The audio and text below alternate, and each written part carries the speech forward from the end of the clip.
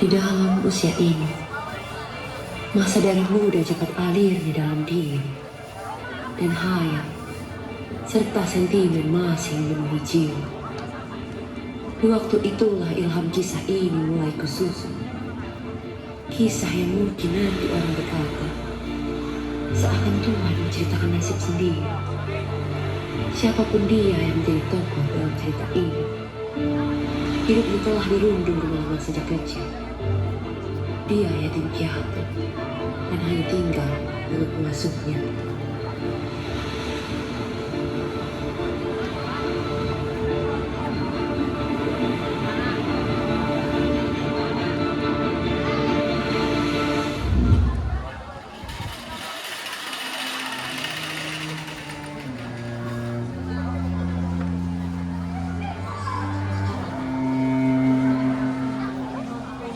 Sempit rasanya alam saya jika saya masih di negeri Makassar ini, Mas. Lantas, apa yang kau inginkan, Udin? Izinkanlah saya untuk merantau ke tanah nenek moyang saya, tempat ayah saya dilahirkan. Izinkanlah saya sangat ingin melihat negeri itu. Dan saya bukan hanya sembarang pergi ke sana, tapi saya akan menuntut ilmu agama dan ilmu dunia pula, Mak. Tapi, apakah engkau sudah siap menghadapi ketidakakuan mereka akan dirimu? Insya Allah, saya sudah siap, Mak. Bukankah saya anak sah dari pendekar sultan? Keluarga ayah pasti akan menyambutku dengan baik, Mak. Asalkan Mak memberi saya izin agar saya tenang di sana. Baiklah, jika itu yang kau inginkan, pergilah, kejarlah cita-citamu, tuntutlah ilmu sebanyak-banyaknya.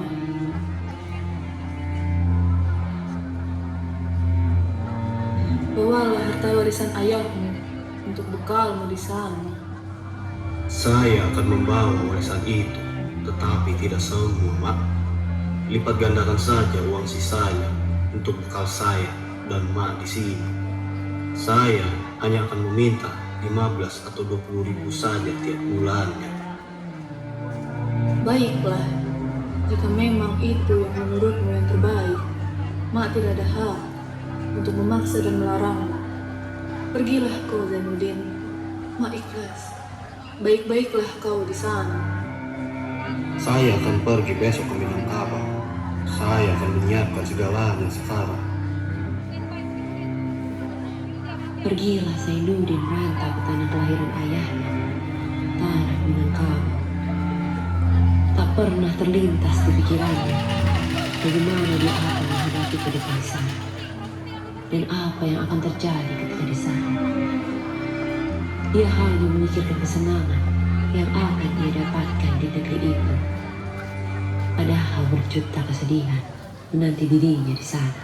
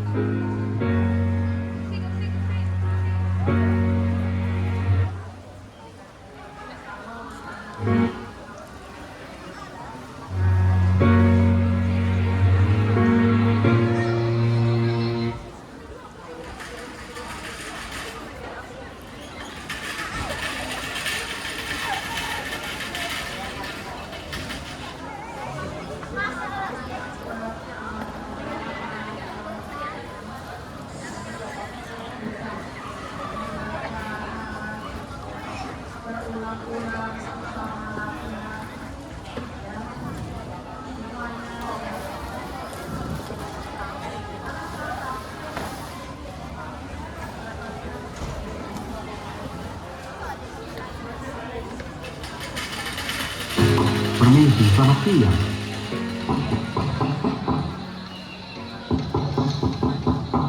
Siapa pula yang datang bertamu siang bolong begini?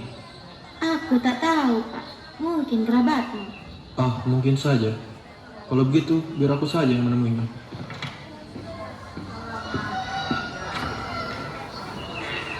Selamat siang. Ada yang bisa saya bantu? Begini, Pak. Saya hendak bertanya, apakah benar ini rumah Mande Jamila? Ya, dia istriku. Ada keperluan apa kau mencarinya? Saya anak dari pendekar Sultan. Bisa saya bicara dengannya, Pak? Tunggu sebentar. Jamila, yang datang bukan kerabatku. Pemuda di depan sana itu, dia bilang dia anak dari pendekar Sultan. Apa? Pendekar Sultan? Pemuda yang sana itu, anaknya. Mau apa dia kemari? Kau pernah bercerita bahwa pendekar Sultan juga anggota keluargamu, bukan? Yang membunuh Datuk Mantari, lalu ia diusir dari sini. Kau benar, suamiku. Itulah sebabnya aku heran mengapa anaknya datang kemari mencari kita. Temui saja dulu.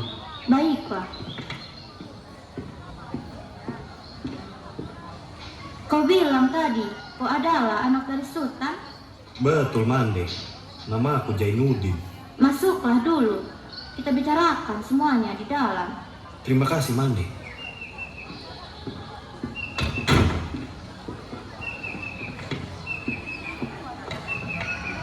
Siapa namamu, nak?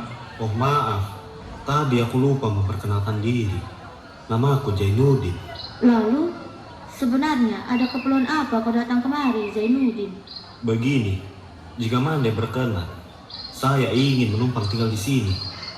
Saya hendak menuntut ilmu di sekolah agama di Padang ini. Karena di Makassar sana tidak ada sekolah agama. Bolehkah saya tinggal di sini?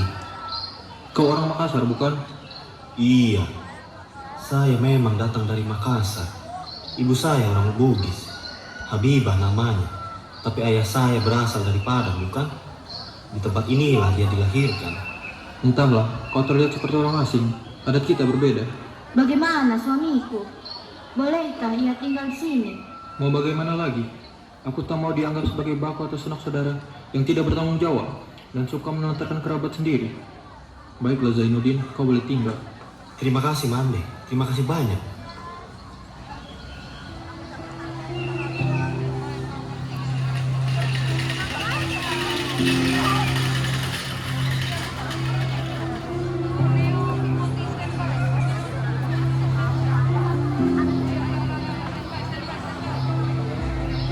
Ketika sampai di pati itu, begitu senangnya dia melihat keindahan alam yang mengelilingnya.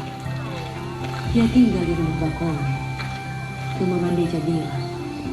Sebulan dia masih senang tinggal di sana. Tetapi setelah berbulan-bulan, barulah dirasakannya bahwa dia dianggap orang asing di dusun itu. Hingga suatu waktu,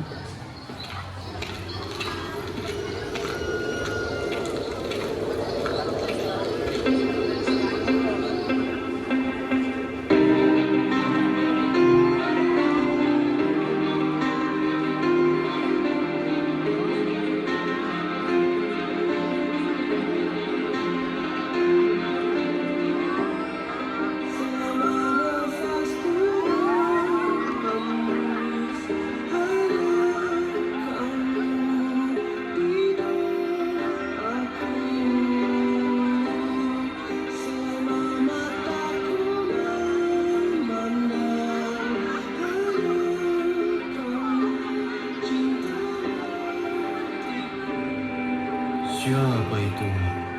Cantiknya. Dia diberi nama Hayati, kecantikan kecintaan alami. Orang sini menyebutnya Limpapeh Gunung Marapi, Limpapeh Mananggadan. Ayo,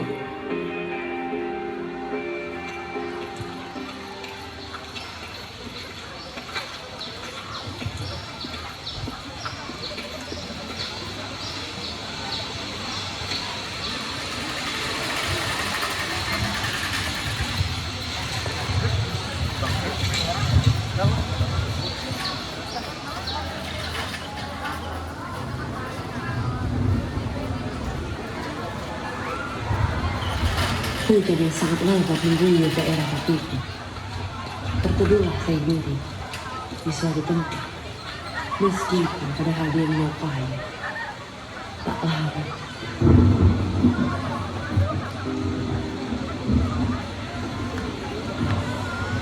Dia menatapmu, Ati. Hush. Lagipun, hujan bisa sampai besok pagi, Ati. Kita bisa semalaman di sini. Tak bisa sekolah dan lulus karena hujan. Jadi orang bodoh lah ambo. Upiak Bandung dan si Hayati, dua gadis Minang yang malang. Indahlah, panai dah kaduahnya. Hujan pun pasti ngeruduh. Dan Cihayati, pulanglah dulu, pakai payungku ini. Marah nanti mamanya Unci, kalau kemalaman pulang. Pakailah payung ini, berangkatlah. Janganlah ditolak perbuatan orang yang berbuat baik. Tak enak itu. Tapi, engkau sendiri bagaimana? Saya laki-laki, ada punya berani. Menginap di sini pun jadi. Terima kasih, Engku. Ayo, Ti. Kakana, payung ini saya kembalikan. Saya tinggal di rumah Neja bilang, Ci. Terima kasih, Bu. Saya duluan. Assalamualaikum. Waalaikumsalam.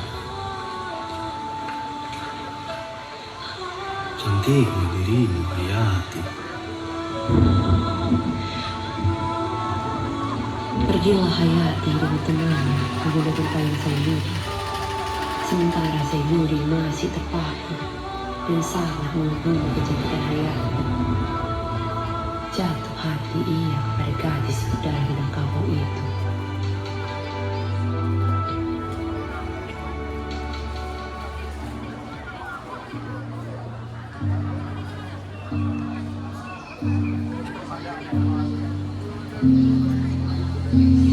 Esoknya, pagi sekali datanglah seorang anak lelaki yang mengantarkan payung yang dipinjam Hayati dari Zainuddin. Dan diberikannya lah pula sepucuk surat. Katanya, dari Hayati untuk Zainuddin. Diambil olehnya dengan tangan gemetar, lalu dibacanya surat itu. Assalamualaikum warahmatullahi wabarakatuh. Bersama adik saya Ahmad, saya kembalikan payung yang saya pinjam. Langkah besar terima kasih saya atas pertolongan Tuhan. Terdapat di sini saya nyatakan. Pertama, di waktu hari hujan, Tuhan telah sudi berbahasa-bahasa, memelihara diri seorang anak perempuan yang belum Tuhan kenal. Kedua, kesyukuran saya lebih lagi dapat berkenalan dan bersautan mulut dengan Tuhan, orang yang selama ini terkenal baik budi, sehingga bukan saja rupanya hujan mendatangkan basah, tapi mendatangkan rahmat. Moga-moga pada waktu kelak dapatlah saya membalas budi Tuhan. Hayati.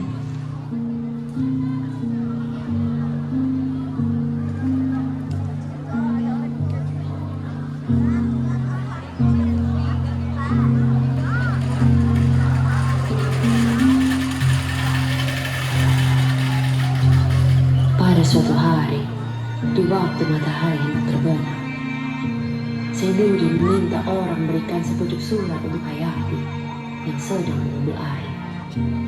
Sementara ia melihat Hayati dari kejauhan menerima suratnya. Surat itu berisi cerita tentang kesedihan hidup Zainuddin dan tentang perasaan yang Zainuddin rasakan saat itu. Dan Zainuddin pun meminta Hayati untuk menjadi sahabatnya. Hayati, kau memberi harapan kepadaku. Kau telah memberi kekuatan kepadaku untuk berani mengatakan yang sebenarnya. Dan inilah kejujuranku, Hayati. Saya memberanikan diri untuk mengatakan saya mencintaimu, Hayati. Saya mengharapkan kau sudi menjadi kawan dalam hidupku selamanya. Saya telah jatuh hati kepadamu. Mudah-mudahan kau sudi menjadi pendampingku dunia akhirat. Zainuddin.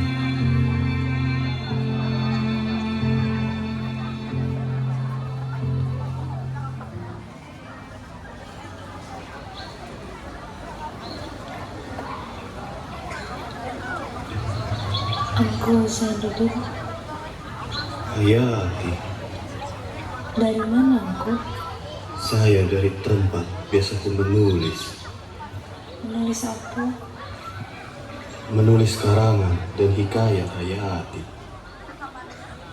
Enggak, akhir-akhir ini aku tidak lihat. Dan bila bertemu di tengah jalan, aku serupa menolakkan diri. Saya malu Hayati, saya takut. Tidak perlu engkau merasa takut antara surat engkau. Surat yang begitu indah susunannya, menarik dan membuka kunci pintu hati manusia. Tapi sayang, tak ada kepadanya saya seperti kepada aku untuk membalas surat yang indah itu. Saya tak meminta balasan, yang saya minta hanya satu. Jangan dikecewakan hati orang yang berlindung kepadamu. Rupanya, cerita kedekatan Zainuddin dan Hayati menjadi buah bibir warga kampung hingga sampai ke telinga Mama Hayati.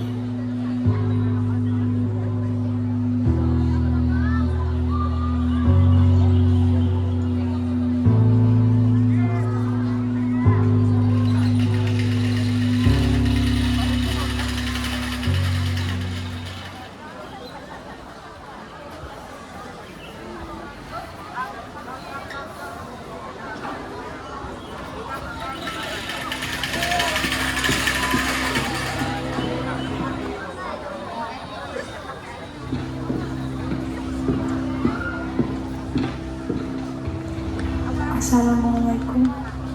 Waalaikumsalam. Allah kau tahu Hayati. Apa teman ada tua? Jainuddin.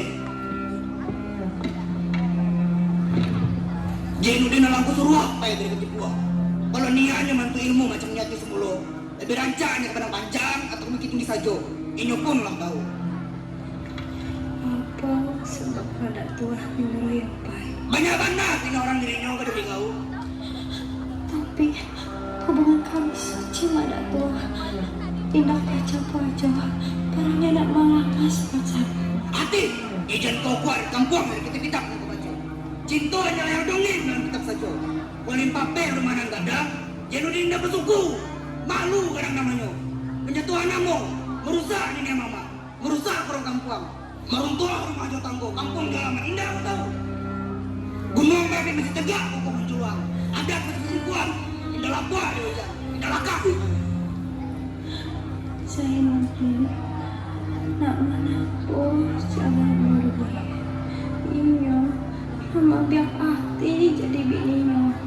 Nggak bisa hati, orang serupanya nggak bisa dia sampai mengantung ini. Masuk gini, kalau kau memilih laki, para lu dan jaleh kalau sulnya, jaleh mata pencariannya. Mudah-mudahan habis kita bekerja ini.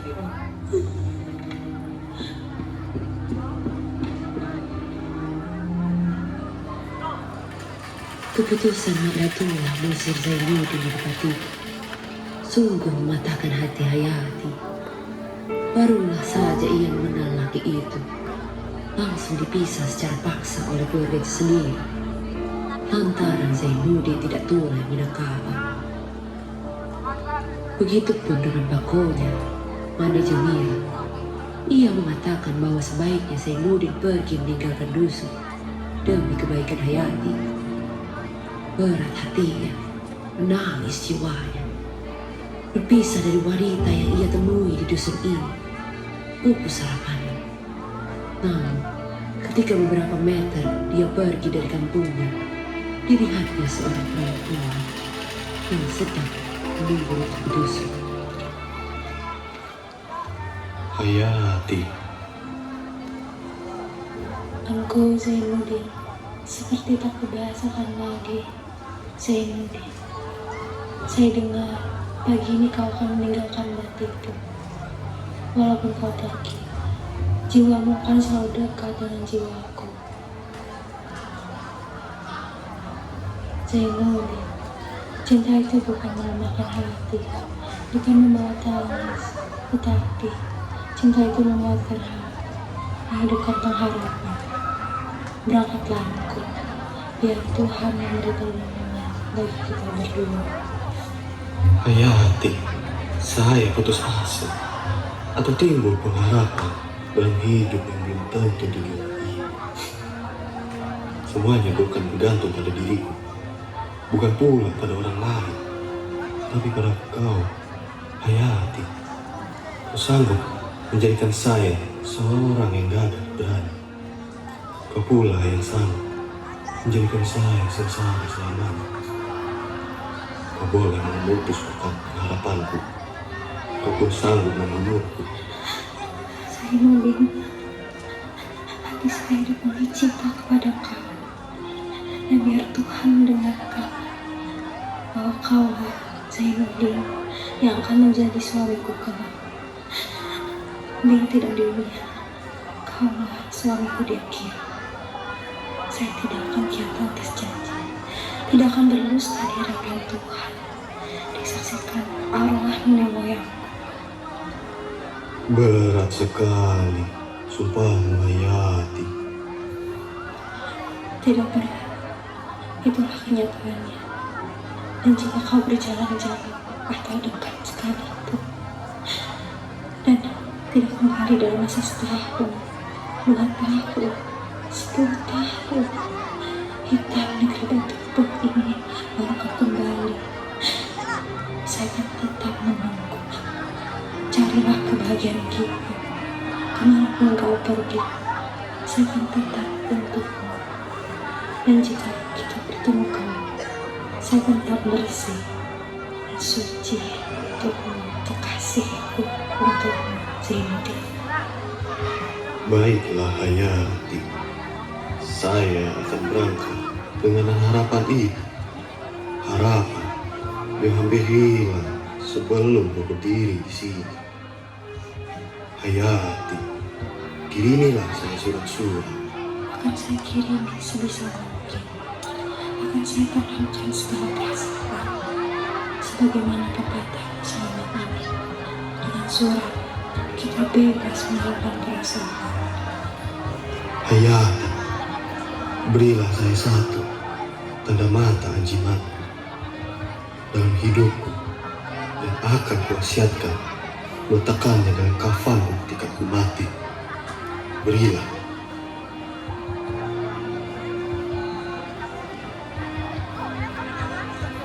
Simpanlah ini sebagai azimatku. Hati dan jiwaku ada bersamanya. Selamat jalan.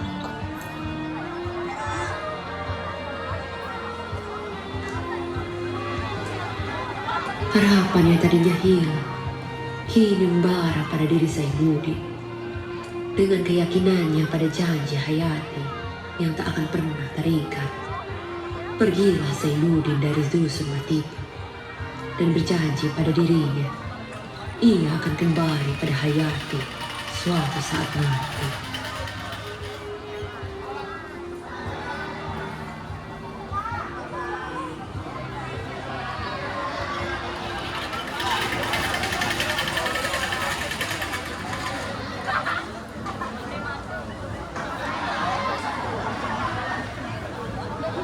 Setelah sampai di padang panjang, Zainuddin mengidap di salah satu rumah di sana. Keluarga Mande Ana yang baik dan murah hati. Di sanalah ia belajar mengenai ilmu agama dan ilmu dunia.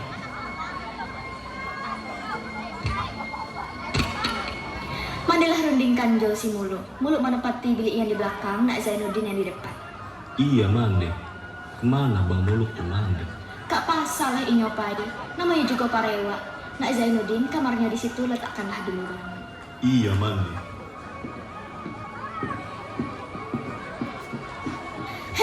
Masya Allah, macam anak setan saja wangku. Baca bagailah assalamualaikum. Ada mandi rupanya. Awak yang mencalek ada mandi di siko. Kalau mencalek pastilah assalamualaikum mandi. Iku kenalkan Zainuddin. Inyo kabasukah pulo di siko. Saya disuruh tempati kamar abang. Tapongku, awak juga jarang pulang. Coba lihat nih. Pak Darwis, guru bahasa Inggris Mande, karyanya dimuat di koran. Pastilah dapat uang. Beruntung sekali. Sudah senang menulis, dapat uang lagi. Apa senang yang menis tuh? Panek tangan awak. Kalau dipakai baju dileh pakai tangan uang tuh, hah? Astagfirullah, cale Allahku. Anak ndak tahu diri. Simpan tuh, simpan. Ah, engkau pasti belum makan. Ayo ikut awak makan di lapang. Nanti awak ajakan ke judi. Astagfirullahaladzim. Mama. Selama Zainuddin di sana, ia tetap berkirim surat dengan Hayati. Hubungan mereka sampai saat ini masih baik-baik saja. Tidak hanya kepada Zainuddin, Hayati mengirim surat. Namun kepada sahabatnya pun, Khadijah, Hayati mengirim suratnya. Bahwa orang yang dicintai telah diusir dari dusun dan sekarang tinggal dekat dengan rumah sahabatnya di Padang Panjang. Dibalas surat Hayati oleh Khadijah yang isinya bahwa akan ada pacuan kuda di Padang Panjang dan dia mengajak Hayati untuk menginap di Padang Panjang. Alangkah senang Hayati bahwa dia akan pergi ke Padang Panjang bukan karena pacuan kuda, akan tetapi karena bertemu dengan kekasihnya.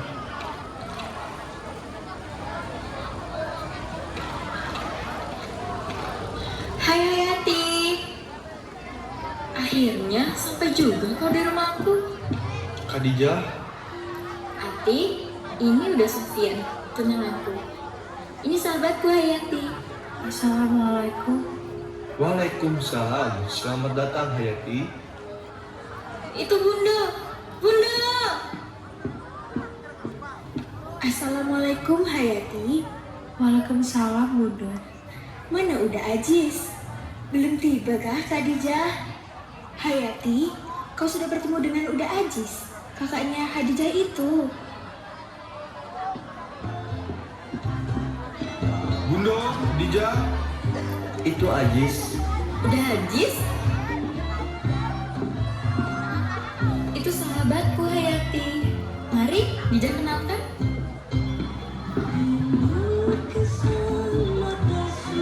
Dari tadi terpukau udah aku melihat kecantikan kau, Ati. Ini udah Ajis yang kerja di Padang. Hayati ini baru balik dari Batimpuda. Ah, Dija sering bercerita tentang Hayati. Maaf baru sekarang bisa berkenan. Dija, kau berdusta. Hayati jauh lebih cantik dari yang kau ceritakan. Ayo Ati, kita bersiap. Dari pertama Hayati menginjakkan kaki di rumah Khadijah, Bunda telah mewanti-wanti Hayati untuk bertemukan dengan anak pertama laki-lakinya. Tapi pakaian seperti ini pasti tidak serasi dengan diri. Tapi pakaian seperti ini pasti tidak serasi dengan diri saya, Dija. Akan jadi sorotan mata orang. Saya malu. Kita itu berpakaian memang untuk dilihat orang dan jadi pusat perhatian. Itu naluri perempuan kah? Saya memaafkan. Sudah latih, jangan banyak cakap. Dengar aja apa kataku. Kamu pasti akan cantik, Ati. Seperti saya. Khadijah terus membujuk Hayati untuk mengikuti perkataannya. Cara pakaian yang sebelumnya tak pernah dia kenakan kini membaluti tubuhnya. Meski hati Hayati tenang dan terus menolak, namun apalah daya, karena rasa tidak enak pada saatnya itu. Dengan berat hati dan ketidaknyamanan, Hayati menurutinya.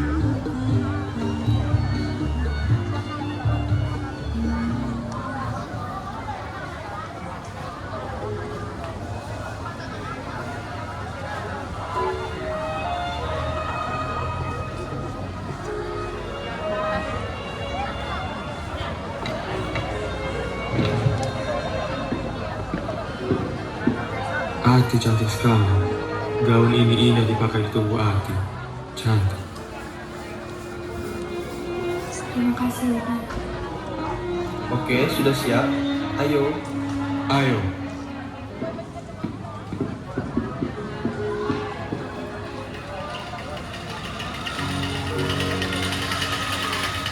Tibalah Hayati di acara pacuan kuda.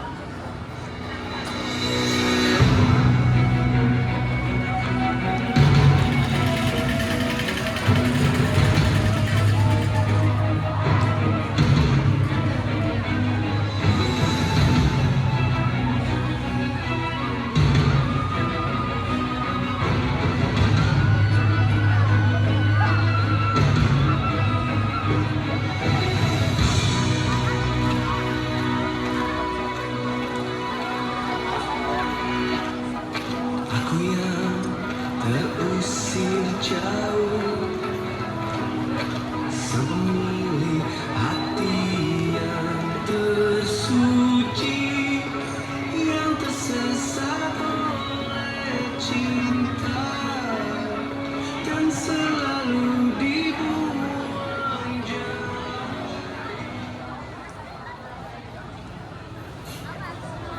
Hah? Hayati? Hayati! Hayati! Hayati!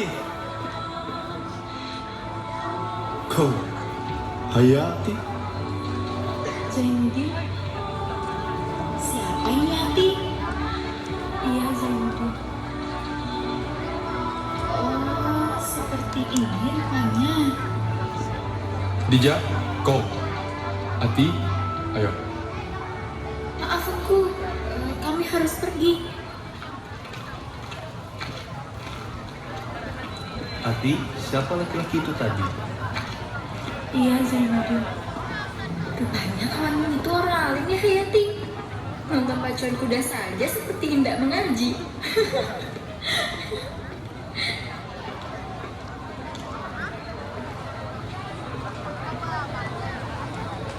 Zainuddin memang tak setamat Aziz. Dia juga tak sededah Aziz hingga Zainuddin diremehkan oleh mereka. Hayati sangat ingin mengatakan sesuatu pada Zainuddin, tetapi tangan ditarik oleh Khadijah. Zainuddin masih terpaku melihat perubahan Hayati. Kekasihnya yang dulu ia kenal sangat sederhana, kini tidak lagi. Sepulang dari Padang, perasaannya kepada Zainuddin menjadi luntur. Bayangan wajahnya mulai samar-samar hilang dan digantikan oleh bayangan najis. Kesedihan menimpa Hayati. Di balik rencana perjodohan Hayati dan Aziz, kepiluan menimpa Zainuddin. Emaknya, Mabaseh, telah meninggal dunia di Makassar dan ditinggalnya sebuah warisan, sejumlah uang yang sangat banyak. Dengan uang itu pun ia memberanikan diri untuk meminang Hayati. Dan tidak disangka, jika dia meminang Hayati bersamaan dengan Aziz, berkumpullah keluarga Hayati untuk membahas kedua lamaran di keluarga itu terima.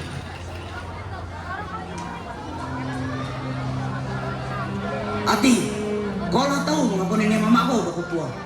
Alah datang orang meminang kau untuk jadi tempat ibu. Orang tua bernama Aziz, anak Sultan Menteri Sangit ternama je berkuasa semasa hidupnya. Kemudian daripada itu, datang pula sepucuk surat dari Zainuddin. Maksud ijo sama, sudah kami menimbang bayi aja baruahnya. Madure ijo manfaat. Si Aziz lah tidak terima jadi negeri kau. Keputusan kami alami. Apa?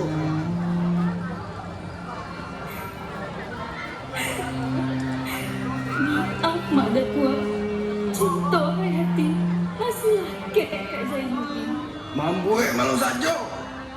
Kau manja-injak kepala ini yang mak apa? Di mana aku bisa orang indah baradai, indah basuku, tak terima jadi menantu. Tak balik tuh ni aku. Tapi maaf kalau Hayati makan hati maulam jatuh. Benualah diri. Lebih baik kau mati daripada mengajar malu ini yang mama. Urus aja kau yang bagus. Apa kau ingin dikancorin anak ikan ya? Jawab lah ya Haji. Ada di kau pulang. Sabo jalan lain. Laki lah jawab.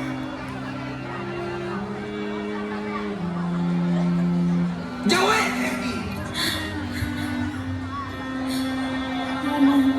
ini Ahmad saja. Hati mabrurku itu. Alhamdulillah.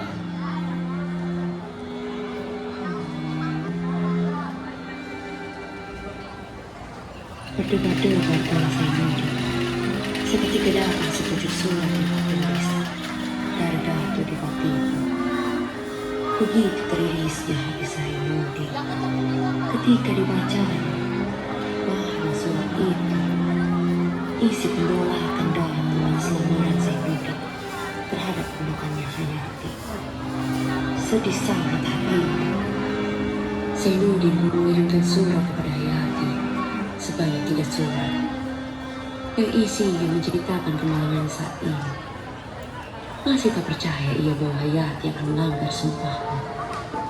Masih ada pengharapan dalam hatinya akan hidup bersama Hayati selamanya. Sebelum ia mendengar penjelasan dari Hayati sendiri, bukan dari orang lain. Setelah beberapa hari ia menunggu kedatangan surat dari kekasihnya Hayati, sampai juga balasan surat itu ke tangannya. Namun tak disangka,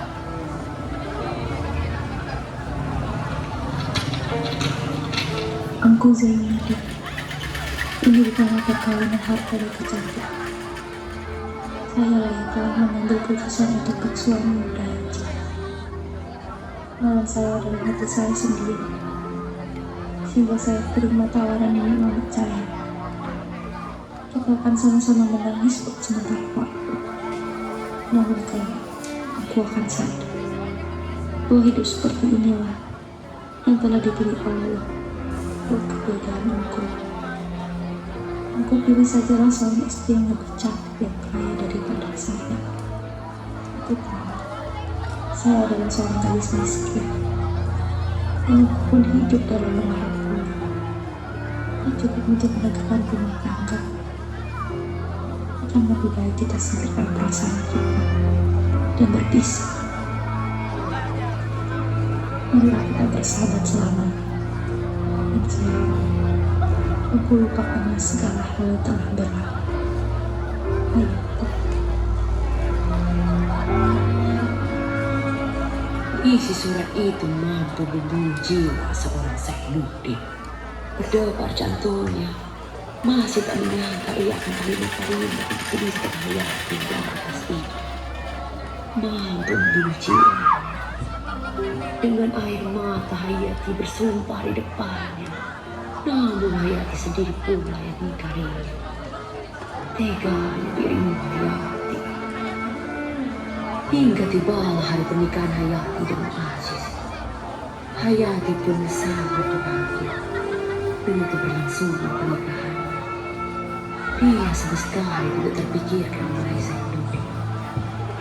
Di balik itu, ternyata Zainuddin sedang benar-benar dalam keadaan yang sama. Ia sakit dan terus menunggu. Telah dipanggil di pendukung tapi tak ada yang berhasil. Hingga dipanggil seorang dokter.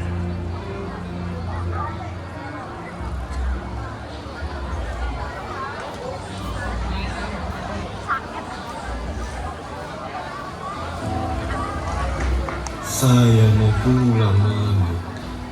Tak ada tempat untuk saya di kampung ayah. Oh, Mande, sana Makassar memanggilku pulang. Iyo Zainuddin, sabar ya nak. Kau kah itu Hayati? Zainuddin ini bukan. Sudah sembuh saya dari sakit. Kemari kau kekasih. Sudah lama saya menunggu kedatangan. Saya tahu kau tak akan ingkar janji. Marilah duduk kekasih. Kau ingin hidup denganku selamanya, kan? Sakit Zainuddin ini bukanlah sakit biasa, tapi jiwanya yang terguncang. Beban di batin yang begitu besar. Atas nama kemanusiaan, kita minta supaya Hayati bisa datang kemari untuk menemui Zainuddin. Ya, walaupun cuma bisa sekali. Dokter menyarankan agar orang bernama Hayati itu dipanggil ke rumah Zainuddin agar ia cepat sadar. Awalnya Hayati tak mendapatkan izin dari datuk dan suaminya, tapi dengan paksaan waktu, akhirnya Hayati pun pergi ke padang panjang bersama suaminya. Dan ditemuinya Zainuddin yang sedang tak sadar di atas kasur. Dipanggillah namanya oleh Hayati. Zainuddin, Zainuddin, bangunlah nak, kembangkanlah matamu. Coba lihat, ada Hayati yang datang. Sebaiknya nak Hayati sendiri yang membangunkannya. Mudah-mudahan ia sadar. Zainuddin, aku Zainuddin. Siapa yang memanggil nama? Hayati kan? Suaranya, saya kenal betul suaranya. Mama Hayati. Iya Hayati, kau datang tepat pada waktunya. Sudah saya siapkan rumah buat tempat tinggal kita nanti. Saya ambil pakaian hitamku, pakaian pengantin. Ini tuan penghulu kita. Sudah lama menunggu kedatangannya. Langsung kita ajak ke kampung. Cantiknya kau hari ini Hayati. Baju berkurung begini memang sangat kusuka. Seperti waktu kita bertemu pertama kali. Mari tantanganmu Hayati. Kita akan bagi bersama dalam mantu. Mengenai akan kugandeng tanganmu sampai mati.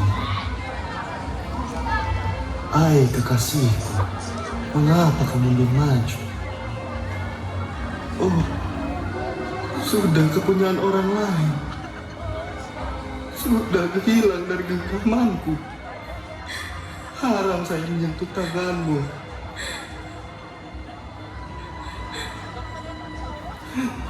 Keluar kalian semuanya. Tinggalkan saya sendiri di sini. Saya tidak ada hubungannya dengan orang-orang itu. Mereka juga sudah putus hubungan dengan saya.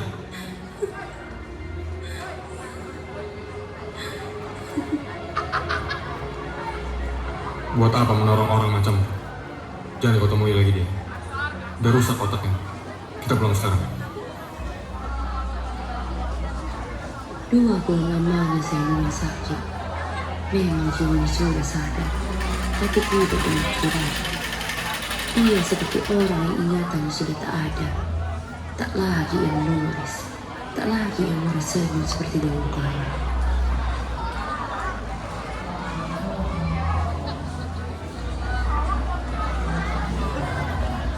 Di usiaku yang masih muda ini, sudah berat kesedihan hospital. Engku, berhentilah bersedih begitu. Yang terjadi sudahlah terjadi.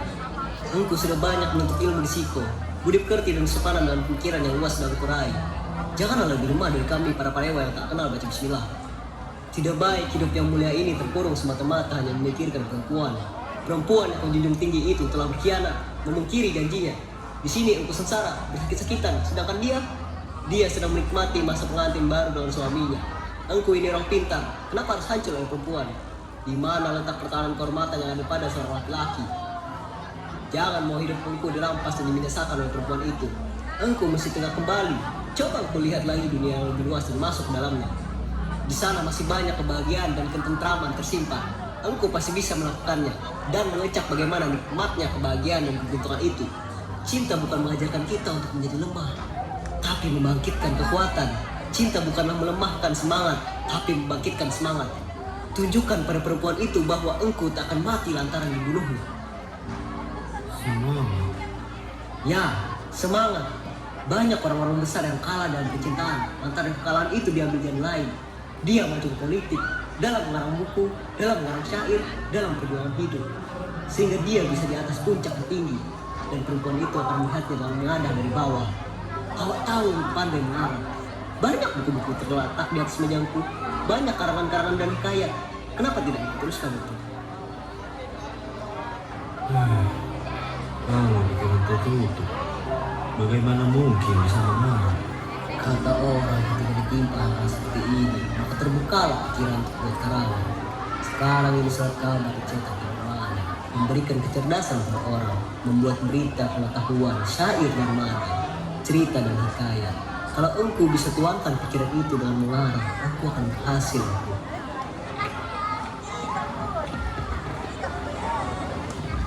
Benar segala perkataan ibu mulut. Yang sudah terjadi, biarlah terjadi. Buka pun ada sembunyi. Mulai sekarang, saya akan memperbaiki pola pikiran saya kembali. Hidup saya kembali. Saya tidak akan mengingat Hayati lagi. Saya akan melupakan dia. Tetapi apa lagi engkau?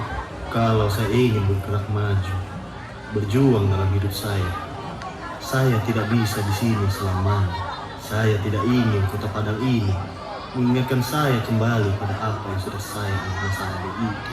Saya akan pindah ke tanah jauh. Orang bilang Cakrawala akan lebih luas di sana. Batavia. Engkau, awak kenal anak muda dari Padang yang kerja di Batavia. Katanya dia kerja di tempat orang. Awak akan surati dia. Nanti kirimkanlah menjadi bahan kau ke sana. Awak ikut engkau untuk awak begitu mengagumi. Bawalah awak menjadi jolos, menjadi pelayan, menjadi orang suruhan dan menjadi sahabat setia. Benarkah abang mau pergi denganku? Benar engkau, sebab dari engkau banyak kebaikan yang akan awak. Awak ini jadi kembali dan akan menjadi awak. Saya pun memerlukan abang. Janjiku, apa yang saya makan, itu yang abang muluk makan. Sampai mati jadi sahabat. Sampai mati jadi sahabat. Kedua sahabat itu pergi ke Batavia dengan restu pernikahan. Ternyata benar, bahkan penulis yang memiliki Zainuddin itu juga yang tidak biasa. Ia dapat cepat menjadi terkenal karena kisah hidupnya yang sedih, yang dicurahkan menjadi sebuah hikayat, diterbitkan di suatu surat kabar. Dulu dia harus mencari penerbit yang ingin menerbitkan hikayatnya, tetapi sekarang penerbit yang mencari hasil karyanya itu. Namanya kian lama kian hari, pencariannya pun maju.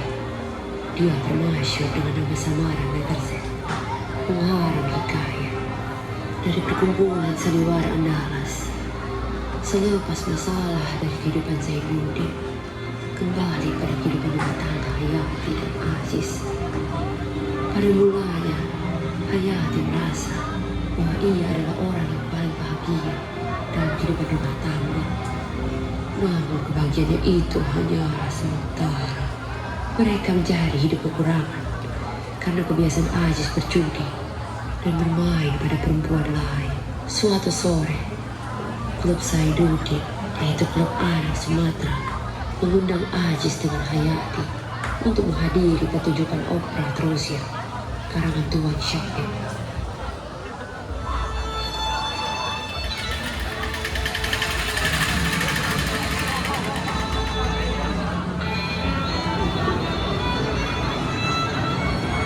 Aziz dengan Hayati datang dengan acara itu.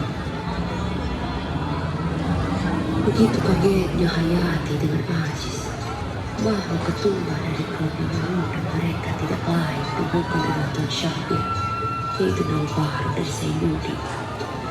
Bertemulah mereka dalam acara itu.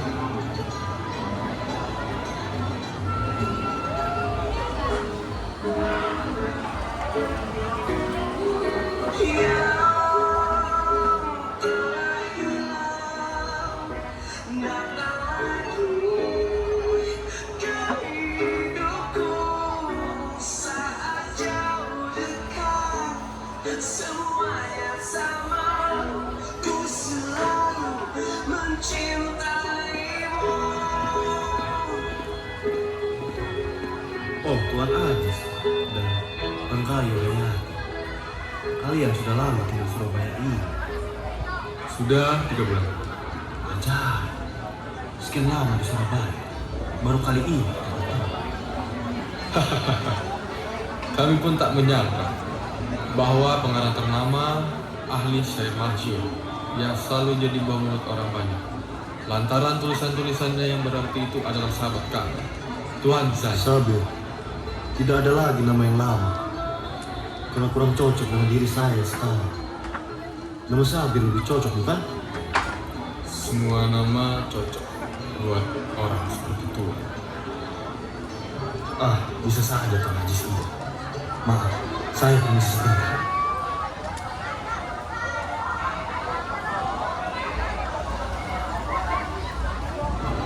Silakan.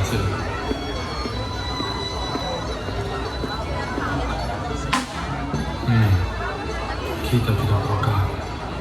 Kita harus akui kehormatan Syabir dan Musa Masyuk. Orang-orang akan hormat dengan kita kalau kita berkawan dekat dengan. Udah mau bicara, siapa tahu dia bisa bantu. Udah jangan macam-macam.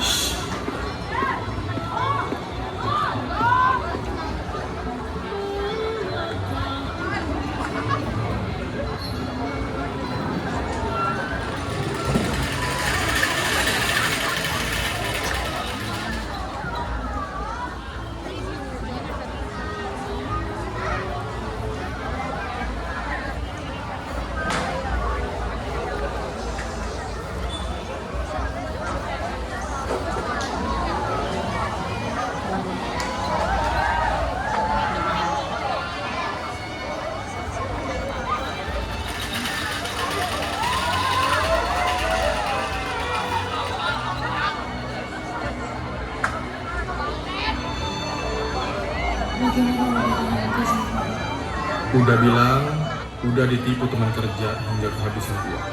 Dan dia kasih pinjam uang. Utang-utang judi udah yang banyak akan segera lunas. Bahkan ada sisanya. Banyakkah bagaimana bahwa perempuan kita hari ini sekarang yang kita berikan? Tahukah udah menjadi petani? Buat apa, Mama? Kau ini banyak bicara saja.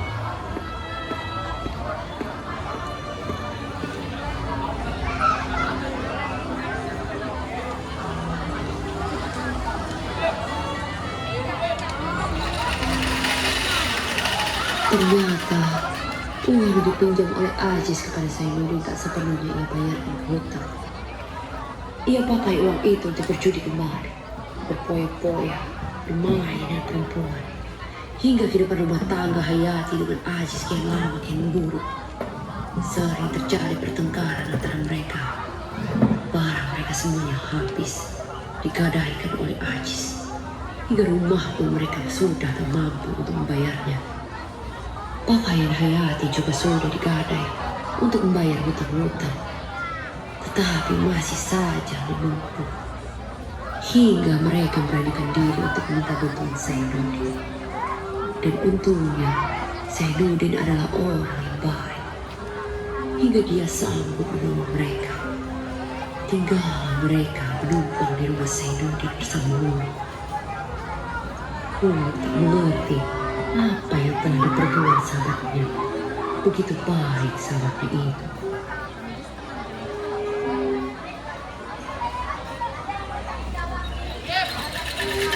Jangan sungkan, anggap saja dengan sendiri. Kita bersahabat, sudah seharusnya saling membantu. Nanti kamu akan tunjukkan kemampuan dia. Makanlah kita dulu. Sebagian rumah ini juga milik kalian. Jadi satu, saya minta tolong, kamar kerja saya harap tidak dimasuki. Nanti kalau itu akan ditunjukkan sama kamu. Terima kasih, Zainuddin. Terima kasih, Ibu.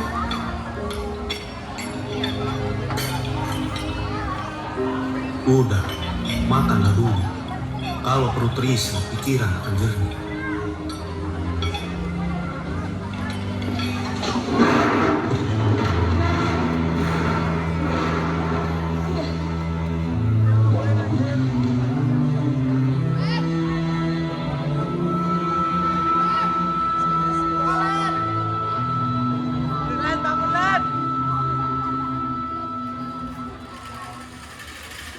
Ajis terjadi sakit. Beberapa hari ia menetap di kamarnya, dan hingga pada suatu permintaan agar dia menitipkan istrinya di rumah Zainuddin.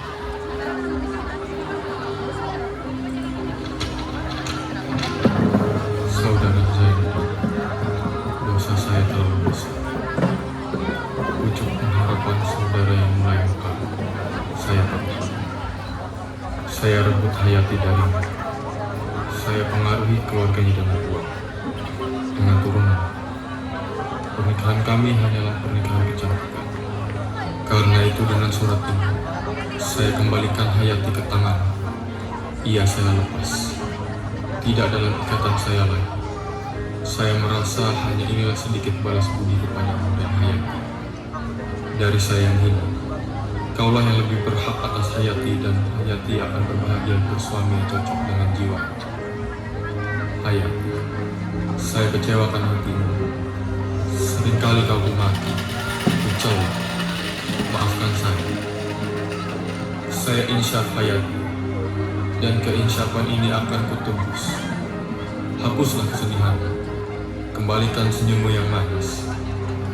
Maka lantaran kau kuambil dahulunya dengan nikah yang sah menurut agama, maka kulepaskan pula dengan sah menurut agama. Sesampai surat ini kepadamu, jatuhlah tanahku padamu satu kali. Dan jika tidak sampai, janganlah kau kembali kepada. Tinggallah bersama Zainuddin. Saya telah mengecewakan seorang hidup punjaga, mematahkan pengharapan seorang gadis. Saya akan memberikan hukuman kepada diri saya yang kejam. Bekas suamimu, Aziz. Udah Aziz.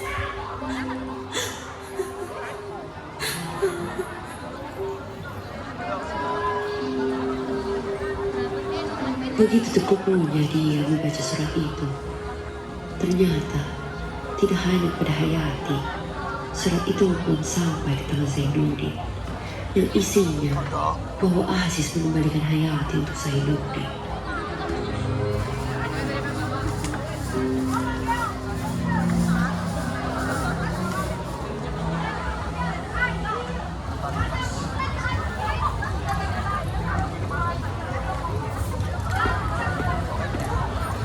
Aku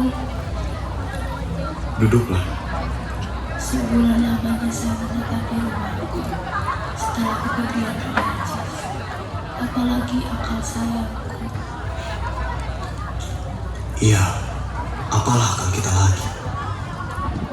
Saya akan berkali terus terang kepadaku. Saya akan panggilkan kembali nama sebagaimana dahulu dengan Zainuddin. Saya sudah menanggung segala cobaan yang menimpa diriku. Asal kau sudah memaafkan segala kesalahan. Maaf, kau regas genap pucuk pengharapan. Kau patahkan. Kau minta maaf. Mengapa kau jawab apa sekejap itu, Zainuddin? Sudah hilang hati tercipta dari hatimu. Janganlah kau jatuhkan hatimu. Kasihanilah perempuan yang tiba musibah membalikan ini. Ya, demikianlah perempuan.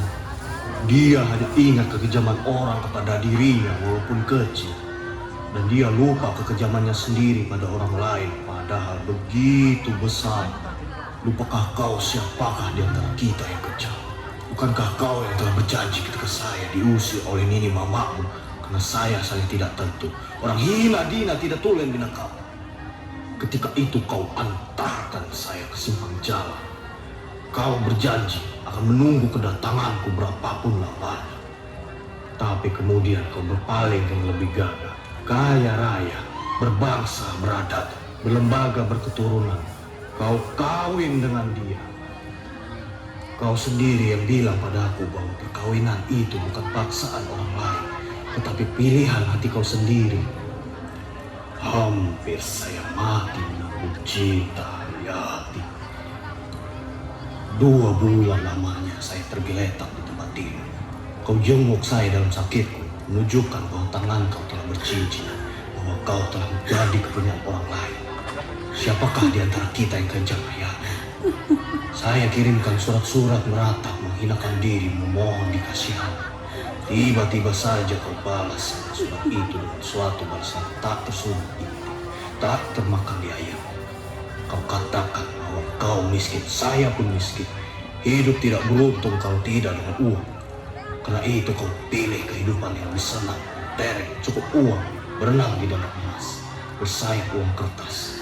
Saya Siapakah di antara kita yang kejam Hayati? Siapakah yang telah menghalangi seorang anak muda yang bercita-cita tinggi menambah pengetahuan, tetapi akhirnya terbuang jauh ke tanah Jawa ini? Hilang kampung dan halaman, sehingga dia menjadi seorang anak komedi yang tertawa muka umum, tetapi menangis di belakang layar. Tidak Hayati, saya tidak kejam. Saya hanya menuruti kata. Bukankah kau yang meminta di dalam surat supaya cinta kita itu dihilangkan dan dilupakan saja diganti dengan persahabatan? Permintaan itulah yang saya pegang dulu sekarang. Kau bukan kecintaanku, bukan tunangan, bukan istri, tetapi janda dari orang lain. Maka itu, secara seorang sahabat, bahkan secara seorang saudara, saya akan kembali memegang teguh janji dalam persahabatan itu, sebagaimana teguhku dahulu memegang cintaku. Itulah sebabnya dengan segenap lidah hati ini, kau kubawa tinggal di rumahku untuk menunggu kedatangan suamimu. Tetapi kemudian bukan dirinya yang kembali pulang, tetapi surat cerai dan kabar yang mengerikan. Maka itu sebagai seorang sahabatmu, kau akan kulepas pulang ke kampung, ke tanah asalmu. Zainuddin, itukah keputusan kau berikan kepadaku? Bukankah kau telah termasyur kemana-mana, seorang yang berhati mulia? Tidak, saya tidak akan pulang. Saya akan tetap di sini bersamamu. Biar saya kau hinakan, biar saya kau pandang sebagai bagiannya. Saya tak butuh uang berapapun banyaknya. Saya butuh dengan kau, Zainuddin. Saya butuh dekat dengan kau.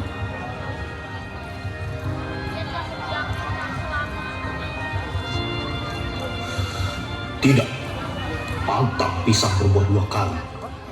Pantang pemuda makan sisa. Kau mesti pulang kembali ke Padang. Biarkan saya dalam keadaan begini. Jangan mau ditumpang hidup saya. Orang tidak tentu asal. Negeri Minangkabau.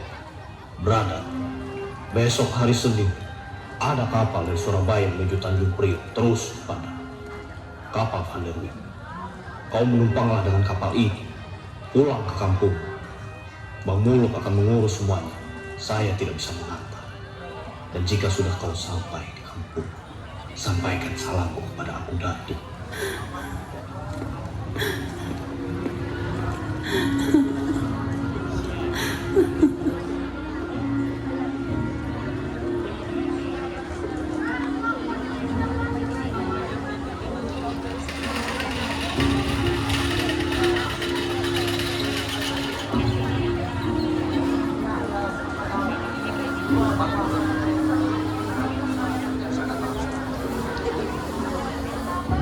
Senin pagi, tanggal 19 Oktober 1936, kapal Van der Wijk yang menjalani izin KPR dari Makassar telah berlabuh di pelabuhan Tanjung Perak.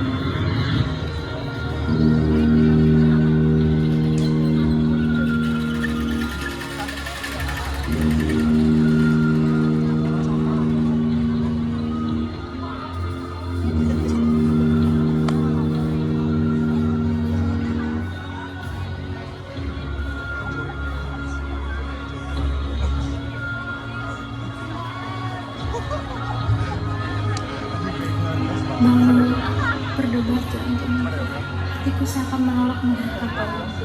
Kakiku seakan terpaku dibuatmu. Mengapa saya, Bang Muluk? Seakan orang yang akan karam masuk dalam perasaanmu dan tidak akan timbul lagi. Tenang saja, Uci. Itu hanya perasaan Uci saja. Marilah, Uci.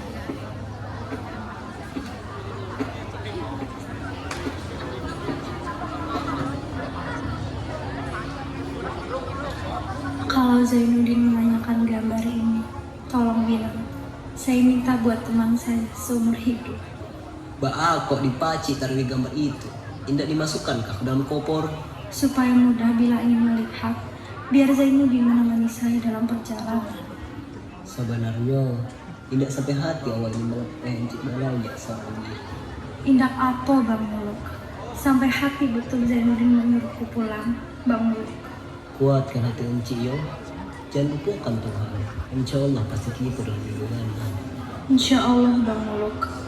Selamat jalan ya Enci. Selamat belaya.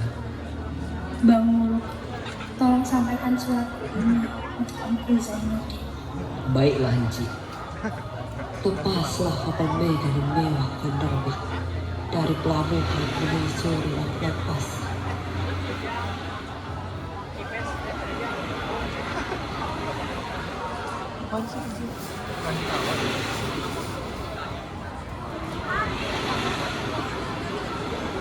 Berangkatlah sudah Hayati dari Surabaya menuju Kampung Halaman atas surat Zainuddin.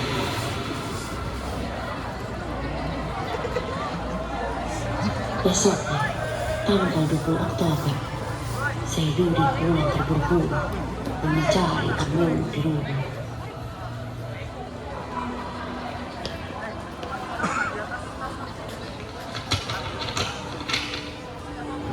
Pergantungan jiwaku, Zainuddin. Sungguh besar sekali harapanku untuk bisa hidup di dekatmu, supaya mimpi yang telah kau lekatkan sekian lamanya bisa makbul, supaya dapat segala kesalahan yang besar-besar yang telah aku perbuat terhadap dirimu saya tebusi. Tetapi cita-citaku itu tinggal selamanya menjadi cita-cita, sebab engkau sendiri yang menutup pintu di depanku.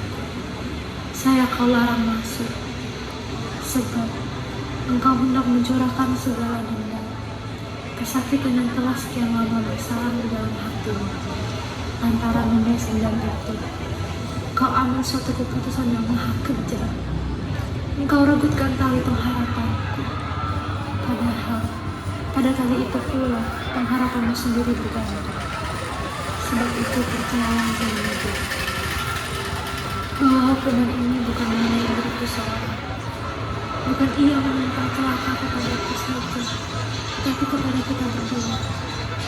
Karena saya tahu bahwa engkau masih tetap cinta kepadaku. Saya akan pulang. Ini dua yang kutunggu di hatiku. Pertama adalah kedatanganmu kembali untuk menjemputku. Kedua, menunggu maut datang. Selamat tinggal Zainuddin. Selamat tinggal wahai orang yang kucintai di dunia ini. Semoga hati kita sama-sama dirahmati Tuhan. Dan kalau aku mati adalah kematianku dalam mengenal Engkau. Selamat tinggal Zainuddin. Aku cintakan Engkau, Hayati.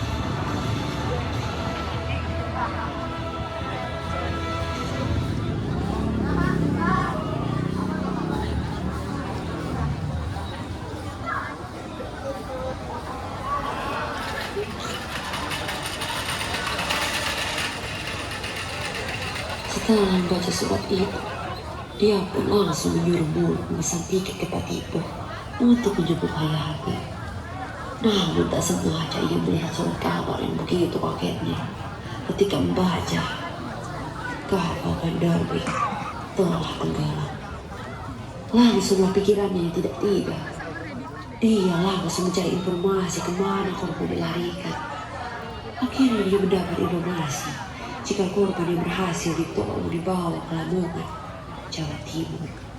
Tanpa pikir panjang, segera dia pergi ke sana dengan Muluk dan didapatinya Hayati yang penuh luka dengan tidak sadarkan diri. Begitu menyesalnya Zainuddin menyuruh Hayati pulang. Engku, Enci Hayati engku. Hayati, dokter, bagaimana keadaannya dokter? Kondisinya parah, kedua paru-parunya penuh dengan air, dan tulang rusuknya patah. Ia juga mengeluarkan banyak darah. Kalau perlu, pakailah darahku sendiri untuk menolongnya. Sayang sekali Pak, peralatan kami tidak memadai. Kami sedang memesannya ke Surabaya. Dan beberapa dokter pun sedang kemari untuk membantu. Permisi. Hayati. Hayati. Saya Nudin.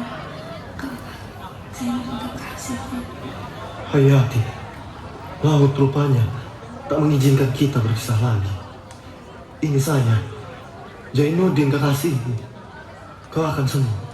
Kita akan pulang. Kita pulang ke rumah kita di Surabaya. Saya Nudin.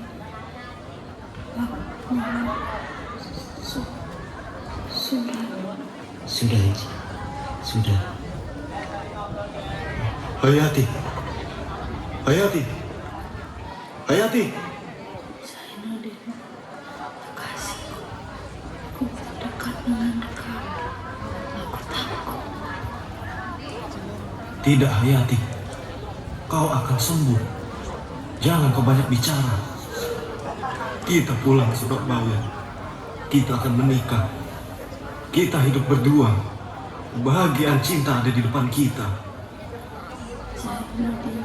Kekasihku. Biar aku melihat wajahmu terlihat kali. Tidak, Hayati. Tidak. Sabar. Sabar, kekasihku.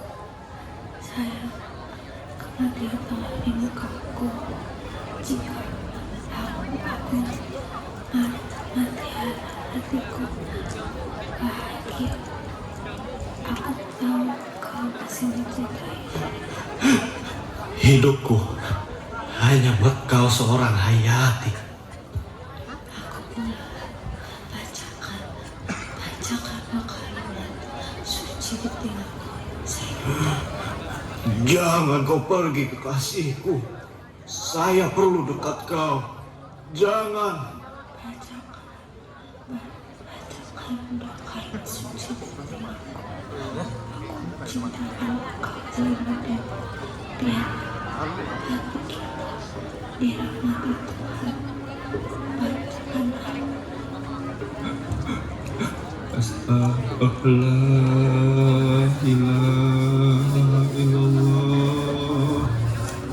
Asyhadu anna Muhammadar Rasulullah.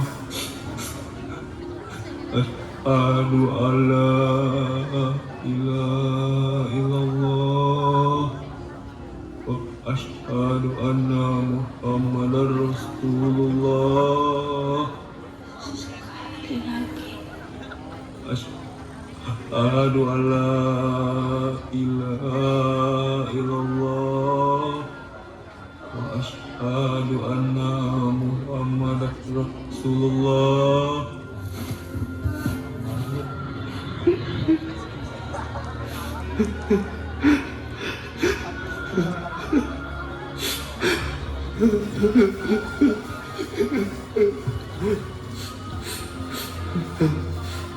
Hayati.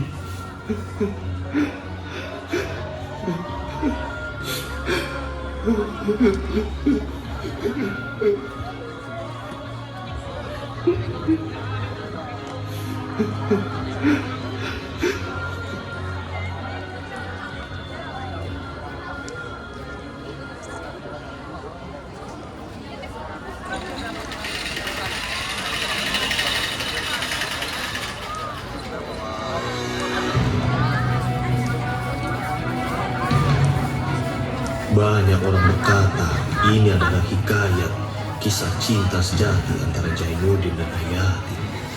Tetapi bagiku sendiri, ini adalah hikayat kebangkitan sejati tentang anak manusia yang jatuh, tetapi memilih untuk bangkit. Dia jatuh lagi, tetapi dia memilih untuk terus bangkit lagi.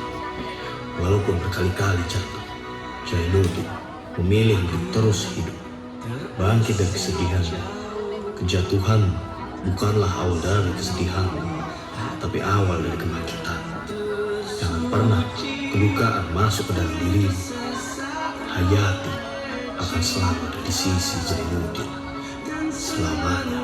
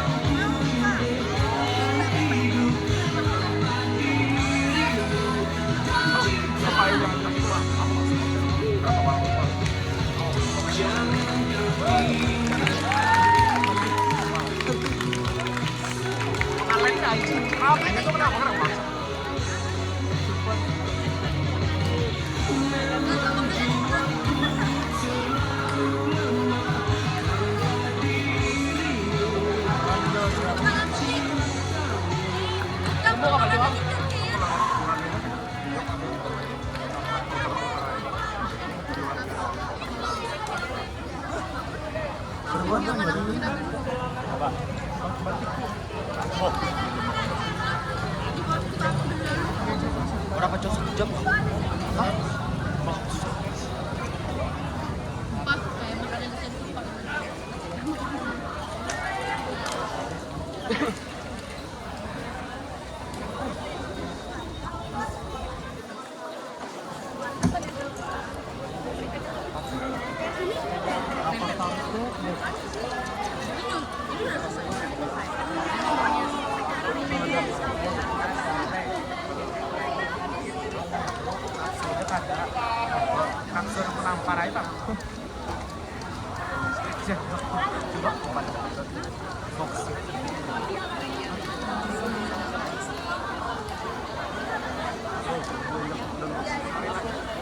Pertama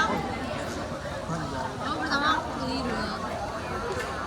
Pertama tuh aku curly, terus habis itu aku curly lagi. Jadi dia kayak, dan aku lebih suka curly yang benar-benar curly serang.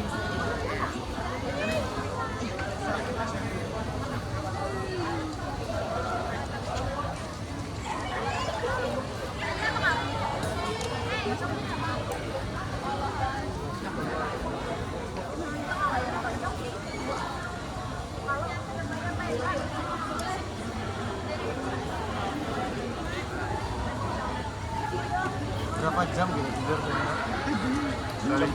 bungul awal seorang kan aku kerasa ada Gibran guring aja lagi bangun ku ada sana lo aku balik ku ada orang Devin maksat mekacal anjing pangeran tertidur tapi yang blogin tidur aja di kaki ku ada genta maksat maksat terku apa ya semalam sampai dan udah hanya di rumah nyenyak mal pantasnya excited lah tapi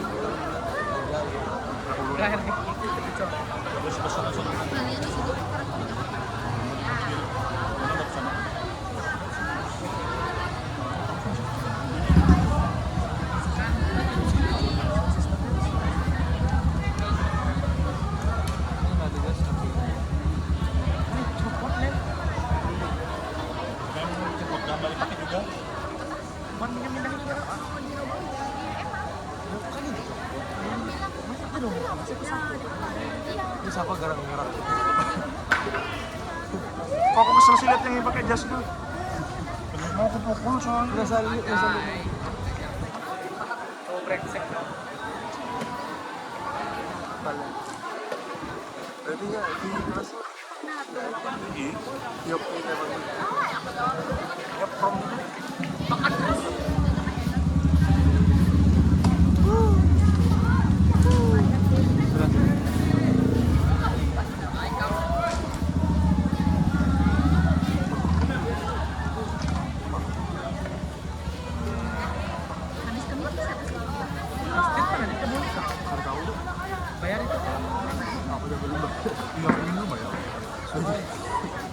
Keselip mana masak anjing. Awak sandal.